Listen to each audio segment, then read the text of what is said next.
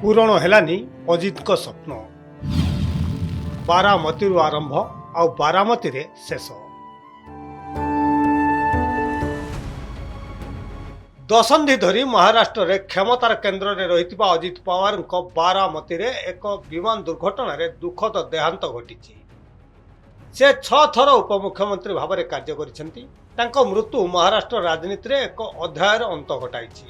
ସେ ସବୁବେଳେ କ୍ଷମତାର ଶୀର୍ଷରେ ପହଞ୍ଚିବା ପାଇଁ ଏକ ଅଦୃଶ୍ୟ ଇଚ୍ଛା ପୋଷଣ କରୁଥିଲେ। ଅଜିତ ପାୱାରଙ୍କ ରାଜନୈତିକ କ୍ୟାରିୟରର ସବୁଠାରୁ ବଡ଼ ବିଡ଼ମ୍ବନା ହେଉଛି ସେ 6 ଥର ଉପମୁଖ୍ୟମନ୍ତ୍ରୀ ଭାବରେ କାର୍ଯ୍ୟ କରିଥିଲେ, କିନ୍ତୁ କେବେ ବି ମୁଖ୍ୟମନ୍ତ୍ରୀ ପଦରେ ପହଞ୍ଚି ପାରିନଥିଲେ। ସେ ପ୍ରଥମେ ପୃଥ୍ୱୀରାଜ ଚୌହାନଙ୍କ ସରକାର ସମୟରେ 2010ରେ ଉପମୁଖ୍ୟମନ୍ତ୍ରୀ ପଦ ଗ୍ରହଣ କରିଥିଲେ। ପରବର୍ତ୍ତୀ ସମୟରେ ସେ 2012, 2019ରେ 2 ଥର, 2022, 2023 ଓ 5 ଡିସେମ୍ବର 2024ରେ ଷଷ୍ଠ ଥର ପାଇଁ ଉପମୁଖ୍ୟମନ୍ତ୍ରୀ ଭାବେ ଶପଥ ନେଇଥିଲେ।